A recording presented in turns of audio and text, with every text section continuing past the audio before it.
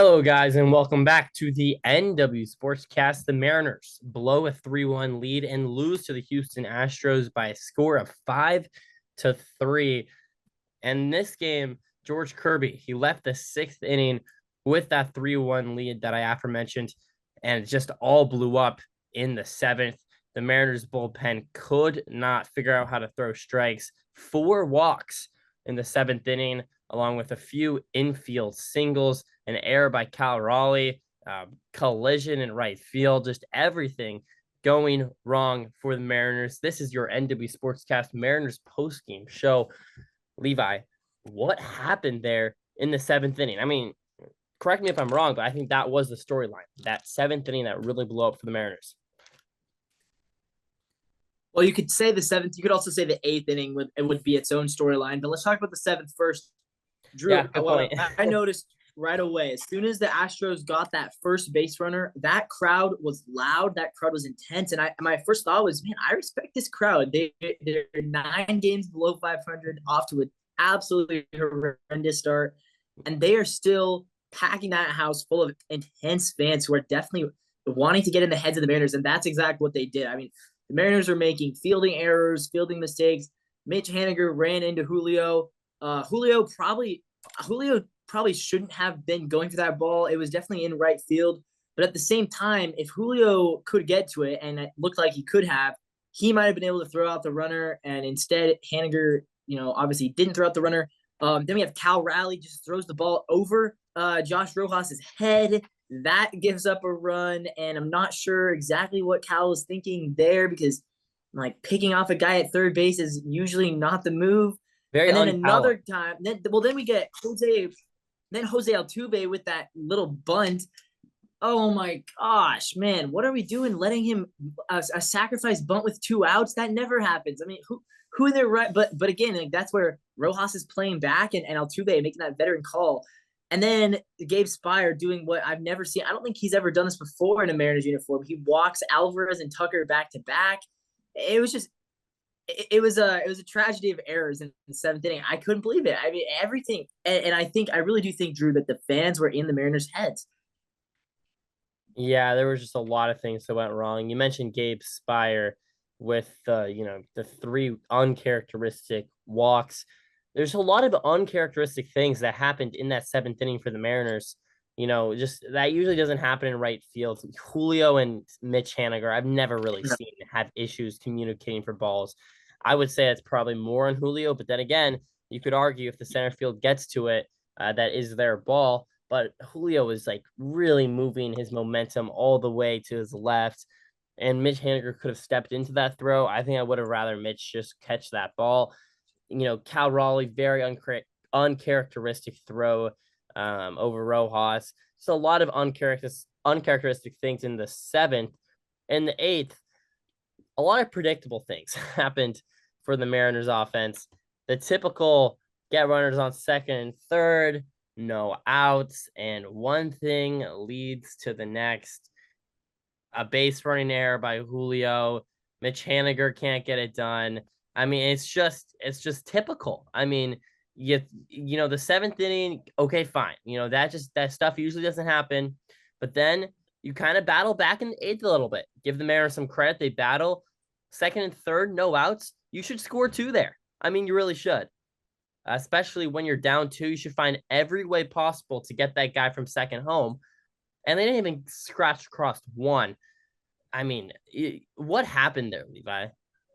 Well, Julio did what Julio does and made another bonehead mistake. I mean, look, that's When the is the second time time to this start happened. talking about Julio not being a smart Base baseball running. player? Right. I don't know. This is okay. Look, Julio, he obviously gets grace and he is young, but this is the last year, in my opinion, that Julio, he's 23, it's year 3. This is the last year where I'm going to really be able to give him the benefit of the doubt and stuff like that. He's been around the league for long enough now that he should know that you have to pay attention to what the lead runner is doing when there's 2 outs, especially, or no, well, there wasn't 2 outs at the time. There was 1 out, right? I mean, Josh Rojas, 1 out. Yeah, 1 out. He kind of faked it, but you can kind of tell he's not going. And maybe he should have gone. I see some fans on Twitter saying Rojas should have gone, but that's another story for another day. And Julio that was needs to also pick up not on the his fact. call. That was definitely Exactly. the third That's base that's the coach. call of your third base coach. And so, maybe some fault there goes to Manny Acta, but really the fault is that Julio, you have to pay attention to what Josh Rojas is doing. Rojas was telling him to stop, and Julio wasn't stopping. I mean, then he ends up getting Rojas in a pickle. So, Yeah, a lot of mistakes for the Mariners. Someone who and didn't look, make a lot of if he was hitting that error, that base running error, you shrug it off, right? But the fact that he's also not hitting right now, that's yeah, one why for I mean one for it just four tonight. exacerbates the errors. 1 for 4 Another on the single. night. Yep.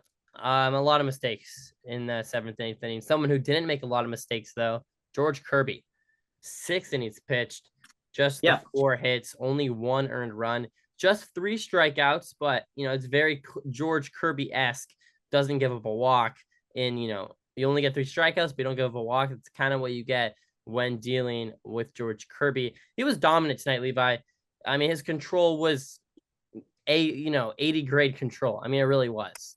I don't really know what else you want from a pitcher as far as control.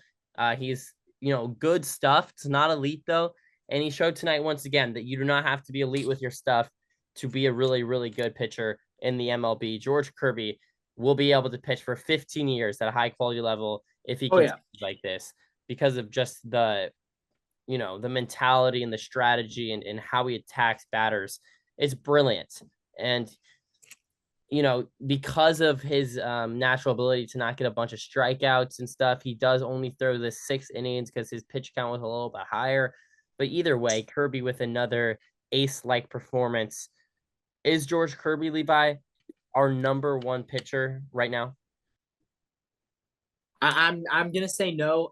Look, so first off, Kirby, yeah, he was good tonight. I didn't think his stuff was as good as he has been recently. And maybe that's why we pulled him after 6, even though he was only at 88 pitches, because we didn't like the way that he wasn't. I don't know, like But 88 he was through giving 6 up a is lot of like you contact. can pull him after 88 because of Right, but but if he wants to be considered like a true ace, you got to be able to pitch 100 pitches a game well, pretty consistently. I would have left him out there for 7, and that could have So, changed the ball so would game. I. So would I. That could have And so that becomes the question. And I've seen a lot of people questioning: was it Scott? Was it George who pulled himself? I have noticed this a couple times. It happened against Colorado, and it's happened a couple times last year too, where Scott has pulled George at about 85 to 90 pitches when he feels like he probably could have gone out. And I almost wonder if Scott is purposely doing well, this to make a point after Kirby's comments that yeah, one I was about to time, say. which was against the Astros, right? So do you think, Drew, that is Scott doing this kind of almost to make a point to him, or is Kirby the one who's kind of saying, look, I don't want to pitch more than 90 pitches a game? If that's the case, can he ever be a true ace? I don't think it's a point. I think George Kirby and Scott Service probably had a really long conversation at some point between when that happened and now. And they probably said, look, unless you give me the green light, George, I'm going to pull you at around 85 to 90 pitches when it makes sense because if that's what you want. And George Kirby probably said, okay, yeah, that makes sense. In the And would you say it scenario, made though, sense tonight to pull him? but in the scenario, I don't think it made any sense. You have Right. Trent Thornton, who is not your ace, In a reliever close by game. any means, in a close game against the Houston Astros, a pivotal game, the first game against the Astros. The Astros now have won 5 of 6. They're feeling themselves. They're climbing back into the into the AL West rankings slowly but surely, clawing. They're getting back one game at a time. The Mariners have now lost back-to-back games after being really, really hot. This is a game that up 3-1 in the 7th. I'd throw George Kirby out there and, kind of let him go until he puts a base runner on, and then I bring in Thornton. Yeah. My opinion. And then Gabe Spire, that's just unlucky. It really is. But we've already talked about the 7th inning and all that. But George Kirby, bottom line, was really, really good tonight. And, the pitching staff as a whole, Yeah. all 5 starters have just been lights out. They've all been good. Personally, Drew, I would say right now, I actually think Gilbert has shown me the best stuff this season, and then probably Castillo second, and then I'd say Kirby 3. But yeah, I mean, it's really, I would flip. It goes differently by the day, to be honest. Like Yeah. but I actually really like what I've seen out of Gilbert, and Castillo's ERA is still not great, but I think Castillo his FIP is really good, and he the past two outings, Castillo has looked like he's completely back. So Agreed. But what is I didn't like I don't necessarily mean stuff as a good pitcher. Like, yes, well, I stuff think is George part of it, but Kirby. also durability is part of it. And Gilbert and Castillo both have had better durability I don't think than Kirby. stuff is not correlated with control, and I think George Kirby has this control. Kirby, I agree. Kirby has the best control, but not that Gilbert has bad So control. sure, for Gilbert sure, has but excellent control as well. yes, but if I said who has the best stuff in the Mariners rotation, I'd put Kirby fourth. I put him behind Miller. But Behind Miller too, I don't know that. I'm saying pure But stuff. see, that's what I'm saying. So But if you that average doesn't it mean out it's a though, pitcher. right? I have George Kirby at 2, right behind Castillo, right behind Castillo, and I have Gilbert 3 Okay. and Miller 4. Yeah, so I had Kirby 1 going into the season, but I think right now the three of them were so close that it almost like it goes on a weekly basis. You could re-rank them depending on how they've been doing. Right now, I think because Gilbert, I say, has the second best stuff behind Castillo. I think he has probably the best durability, honestly. And I think Yeah, he also has the second best control behind Kirby. So when you factor all three of those in, plus the numbers have been amazing. And Bryce Miller's right there too. I wouldn't say Bryce Miller has entered the discussion of is he one of the best three on this team, but he's clearly now number 4. Whereas in the preseason, it was, do we trade him? Is he your 4, or maybe Brian Wu is your 4, or now Miller is clearly your number agreed. 4, and I think he's pretty clearly right now untouchable as far as trades go, right? Yeah, and I think he was clearly untouchable in the offseason too, because there was definitely Yeah, good trades for Miller to be had. A lot of good things to talk about, Levi. A lot of bad things to talk about. But this is a post-game yeah, show after all. We're running out of time. yeah. Let's go over the scoring plays. Third inning, the Mariners, Polanco hits a ball pretty hard to right field. How do you get a hold of that one, Levi? It's good to see Polanco kind of, have some power and get the Mariners going first here. Yeah, I'll appreciate Polanco more when he's hitting for average. I honestly, he's on pace for like 28 home runs this year, but 28 home runs and a 200 batting average. I mean, that's Joey Gallo. I don't want Joey Gallo on my team. So Polanco, I know you hit a solo home run. Good for you, man. But I truly do not care about solo home runs from a guy in a slump. To Yeah, put it lightly. I don't think not caring is the right adjective or whatever phrase, but yes, I think it's not the end all be all. I would agree. Then Dylan Moore checks in with his hardest hit home run of his career. Of his career, yeah. How He about goes that? deep with a 2-run shot. Demo. And they said on the broadcast, We've said this before. they said on the broadcast though, Drew, that home run, despite how hard it was hit, that's only a home run in Houston. Wow. Yeah. I believe it. But hey, work the stadium to your advantage, right? Work the stadium, and Demo sneakily has not been bad this year. Out of all the guys who have been bad this year, Demo, 670 OPS. That's not great, but he's like the 4th highest on the team right now. So yeah, Demo. He's had a good season and he has good defense too. Yeah, and he saved that one he's game always had good against defense. the Braves. He saved that game against the Braves with that throw on the little dribbler in the infield. I've been really happy with Demo all season. Yeah, I would agree. The Mariners then obviously are not able to scrape across any more runs. Should have in the 8th for sure. Not many more opportunities throughout the ball game. Josh Rojas checks in with 3 for 4. Yeah. Is it time for Rojas to just be the guy to lead us off? Drew, Rojas needs to be playing every day. If you still want to get Urias his reps, then you should maybe consider playing Urias and Rojas and then not playing Dylan Moore every day. I know I just said how good Dylan Moore's been, but you still probably don't want him playing every day. You could even put Rojas in the outfield. He's played outfield before. You could play Rojas at shortstop, second base, give Polanco an off day.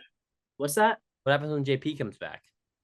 Rojas needs to be your leadoff hitter. JP can hit 7th, 8th, 9th. I don't really care, but Rojas right now, he's earned this. He's earned to be leadoff. How do you say for a guy who's been leading off and hitting well versus a guy who's hitting 190?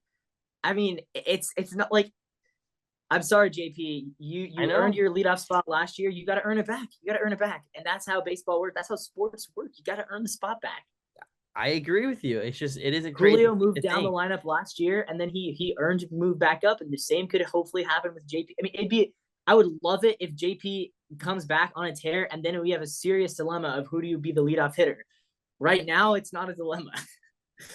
I agree. Yeah. I mean, it's crazy to say out loud, but I do agree with you. I was worried that Josh Rojas was going to get moved to the leadoff spot, and with a lot of guys kind of struggle with that moving up in the lineup from an 8, Right, 9 to it's a a big 1, pressure. because that happens all the time in baseball. But Rojas really stepped up to the plate, has exceeded all expectations. There's an Yeah, argument that maybe you could put JP in the 2, move Julio down to the 3. I could see something like not that. yet. What? Not unless JP's hitting 250, dude. If JP's hitting 190, he's not batting second on this team. We Well, already have Polanco okay, batting but third JP with doesn't his have one. that many at bats on the year. You have to trust that JP Crawford's a good hitter. I'd say when he comes back, you slot him in fifth, and then he can work his way back up from there. I'm not moving him all the way to the very bottom, but you can put him fifth, and then you slide Ty down to sixth, and then you can slide Mitch Garver down to seventh. That's probably what you do. But Drew, yeah, for Rojas, is it time to just ditch the platoon and have him be an everyday player? When he's hitting like this, yes. I would stand corrected in a month. I'm not saying he's just like my ride or die no matter what he does for the rest of the season. He's the starter. Right. But yes, for the next couple of weeks, yes, he's an everyday starter, and then you reevaluate, and then you do it again. Yeah. And then you go another couple of weeks, and then you reevaluate, and you do that over and over again until you sit in August and realize Rojas is hitting 300, if that's the case, and then Yeah. he is the everyday starter. Yeah, I mean, right now pitchers are pitching around Rojas to get to Julio, which is it should not be like that, but that's what it is. And like, that goes to show how good he's been versus how mid Julio's been. Ultimately, I do blame this loss on Julio. I think that this could have been the game when the Mariners came back and beat the Astros and buried their season in Houston, and this could have been the day that we officially looked back and said the dynasty is over. But Julio made a blunder on the base paths and cost us a chance at that. The good news is we can come back, win tomorrow. I think, honestly, you just got to put the last 3 innings behind you, right? Forget they ever happened. Because if they get in their heads, then it becomes the opposite, right? It's, this is the day the Astros turned it around. They play this game in October, right? This was the day that, or this could just be one game. This could be a bad loss, and the Mariners turn it around, win the next 2. You forget this game ever happened, and the Astros season can continue to be a disaster. But we cannot let this team get momentum. I've been saying this all season. You cannot let the Astros get this momentum. And they're starting to get it. And they're starting to get it. 5 of 6 they've won in their last 6 games. Quickly going to run through this. Julio Rodriguez, speaking of, he goes 1 for 4. Jorge Polanco goes 1 for 4 with the home run we've already mentioned. And then a whole lot of donuts. I like donuts, but not in this scenario. Mitch Haniger goes 0 for 3. Cal Raleigh goes 0 for 4. Ty goes 0 for 3. Mitch Garver goes 0 for 3. You go all the way down to the 8 hole, and Luke Raley, he checks in with a hit in 3 batting appearances. His pinch hitter, Luis Urias, was that the final out of the game? It was one of the final outs. Yeah, I believe it was the final out. He goes 0 for 1 in his pitch hit. And then Demo, obviously, with his hardest hit home run of the year, goes 1 for 3. Yeah. The Mariners put up 7 hits on the board. That matches how many hits the Houston Astros had. They also add an error to that, though, do the Mariners, and end up losing this one 5-3. George Kirby, 6 inning pitched, 4 hits, 1 earned run, 3 strikeouts. Trent Thornton goes a third, gives up 2 earned. Gabe Spire goes to third, gives up 2 earned. Cody Bolton goes to third, 0 earned. And Tyson Miller has a clean 8th inning. Anything else, Levi, before we get to it? Tomorrow, who do we got? Tomorrow, I believe it's Verlander, so it'll be tough. Yeah, one last thing, just for Thornton and Spire, I know they played bad today. We just got to chill with them. I see so many people so quick to just be like, cut him. Oh, they're so bad. Oh, they're trash. Yeah. They're not our best. They're not our best, right? Munoz and Stanek are our best, but they've both been having really good seasons. Thornton led our bullpen in WAR before today. people saying he's our worst reliever. Just no, he's not. Cody Bolton still exists. Tyson The Miller, they Astros don't didn't hit trust the him at ball all. hard. It was infield base He hits and literally, I walks. know, infield base hits and a couple walks. Like, okay, he walked a few guys. Like, get over it. Relievers are gonna have bad games. Thornton could easily come back and have like the next 10 games be great. So people are Yes. just so quick to turn on our players after, and especially with relievers. One bad game, people would completely turn on a reliever. And Gabe Spire was Like, really just take good towards the last couple months of last year too. So exact, and so is Thornton. They were both amazing down the stretch. they've showed they can do it over extended periods of time. You know, if it's a snowball effect, and a few months in now it's like they're both their ERAs balloon up to 6 or 7, then you start to question things. But right now, I totally agree with you. We're running out of Yeah. time, Levi. This is the end of All right. Sportscast. Mariners lose 5-3. You got anything else for us? That's it for me. As always, guys, go Mariners, and we will see you tomorrow. All right, catch you guys every day. Post game shows come back tomorrow. See you.